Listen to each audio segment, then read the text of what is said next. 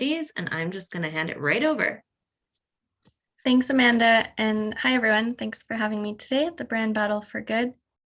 As Amanda mentioned, my name is Leah Karlberg, and I'll be sharing a bit about placemaking and how the design and activation of the built environment can build social cohesion.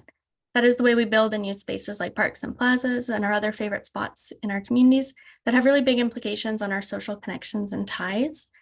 And this is especially important in a place like Vancouver, where many people come and go, and some struggle to call it home. So I work with Happy Cities, which is a consultancy firm that builds well-being through urban planning and design work. And I also volunteer my time as a founder of Neighbour Lab. And Neighbour Lab is a design studio that aims to build neighborhood resilience through design and dialogue. First off, I want to acknowledge that I'm calling in and living and learning on the unceded and traditional territories of the Musqueam, Squamish, and Tsleil-Waututh First Nations. And this week in particular, I'm reflecting on my own relationship with truth and reconciliation and what that means to call Vancouver home for me. And also, before I jump into a few things I wanted to share with you today, I'd love to hear who's joining. I don't know if it's possible to add in the chat box, perhaps if you could add your name, your professional field, and maybe your favorite public space in Vancouver. Is this possible? Does everyone have access to the chat? Yes, Yeah. possible. Okay. So as I mentioned, my name is Leah. I'm an urban planner, and I would say one of my favorite places in the Vancouver area is Trout Lake. I don't know if I'm seeing any other chats, but I'll keep going through my slides if people want to add. Okay. Hi, Elsie. Hi, others. Thank you for sharing. And it's nice to have a bit of a sense of maybe people's backgrounds today. Oh, Trout Lake as well. Amazing. And so, as I mentioned, I'll be sharing a little bit about the way that we approach the issue of social isolation from Happy Cities, and also I'll share a brief story from Neighbour Lab later on in the presentation. And I'll be focusing more on the positive side of social and community cohesion rather than sort of the acute or causes of isolation. And to start, I'll share a quick story and then dive into Happy Cities' approach to happiness and well-being. So at Happy Cities, we were curious about how the built environment might influence our connection with others. And so a few years ago in Seattle, the team set up an experiment called the Lost Tourist. And so basically we sent out actors to two very different streets within the same neighborhood to figure out if strangers were more likely to stop and help at one location over the other based on the design of those spaces. And these are the two locations. They had very different feels. The one on the left has a fairly blank facade, we would say, and the one on the right, what we'd call an active or more animated edge with stores, shops, maybe more people walking by. And the first step for our Lost Tourists, the actors, was to try to encourage people, try to get people to stop for them to help, but without any verbal communication. So they were holding a map and looking as lost as they could. And if they succeeded and a stranger offered to stop and help them, then the tourist would ask to use their phone.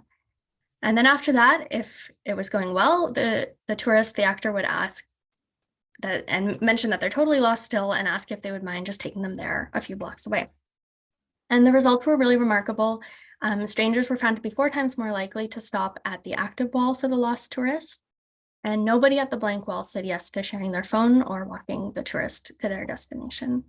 And so this really shows a bit about how the environments we're in help really influence our behavior, our willingness to stop and help others, and to trust the people around us. So over the past decade, Happy Cities has studied and worked with experts in a range of different fields to understand how the urban environment impacts our well-being. And this work spans from planning and design, as I mentioned, also research like the Lost Tourist story, and also education programs that we have been able to support with. And our work at Happy Cities spans from planning, it's fairly interdisciplinary and spans from leaning on psychology, neuroscience, public health, architecture, to name a few of the different areas. I'm seeing a lot of those areas in the backgrounds that you've shared in the chat as well. So very interdisciplinary space to be working. And at Happy Cities, we have an approach to well-being that basically identifies 9 essential ingredients that ingredients as we call them, that really set the stage for happier and healthier cities.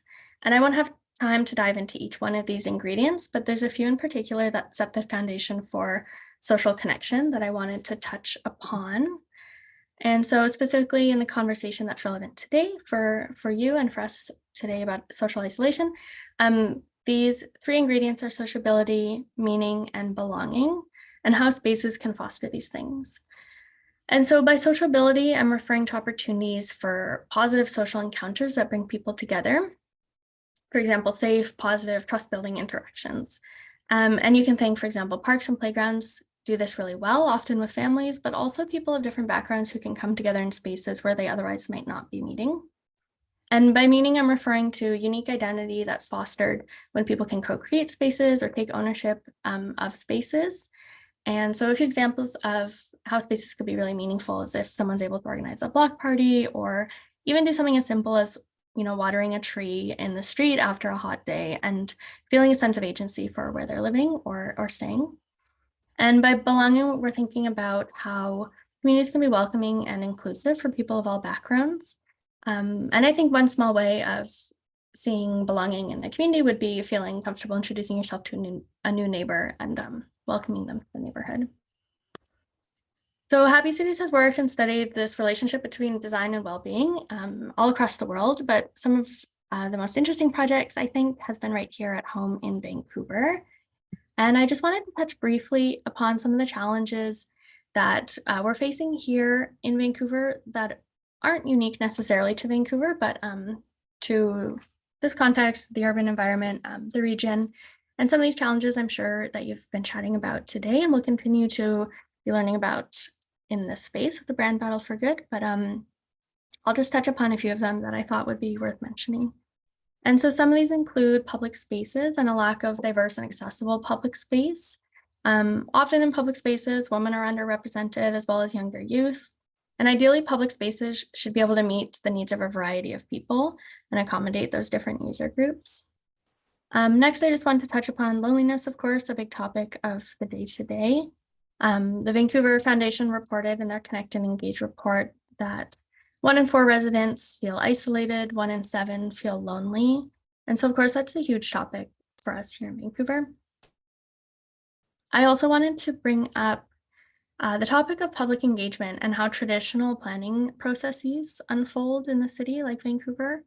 And these public engagement processes can often lack representation from vulnerable or equity-seeking groups.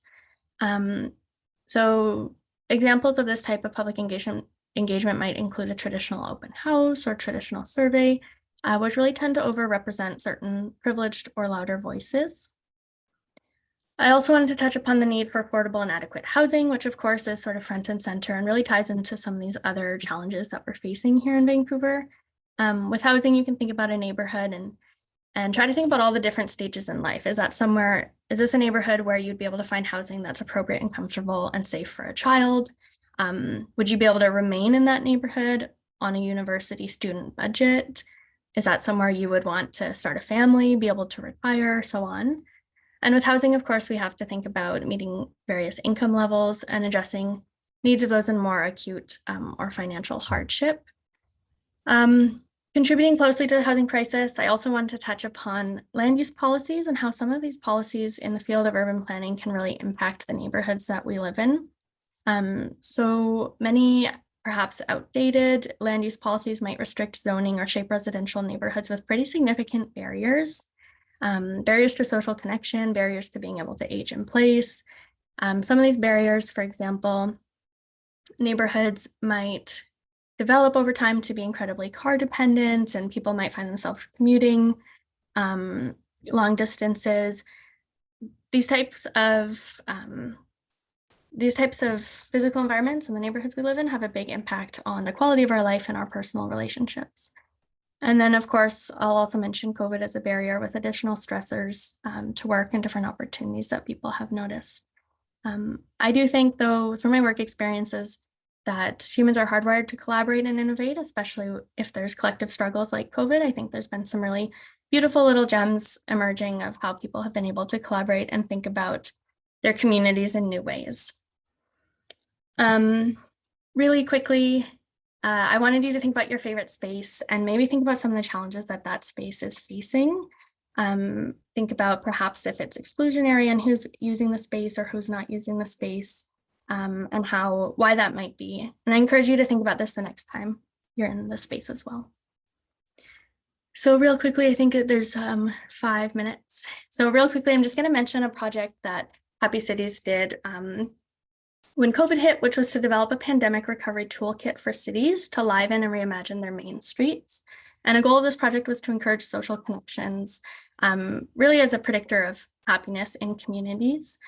And evidence shows that informal encounters with strangers boost people's happiness just as much as those encounters with friends and family. And main streets are a prime place that this happens. And by placemaking, I'm referring to how spaces are brought to life by people in creative ways. And so some of the examples that emerged from the toolkit were recommendations for reallocating street space from cars to people, for plazas and parks, thinking about programming activities like chalk festivals, little libraries, community mapping activities, those sorts of things.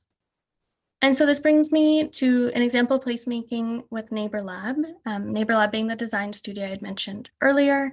And I'll just share very quickly. I do want to make sure there's time for questions as well. Neighbour Lab aims to build social resilience or community ties, and we do this through design, specifically the design of like small scale neighborhood assets. And these assets, like this bench here in Victoria, offers emergency preparedness features that are decided on by the community as they come together.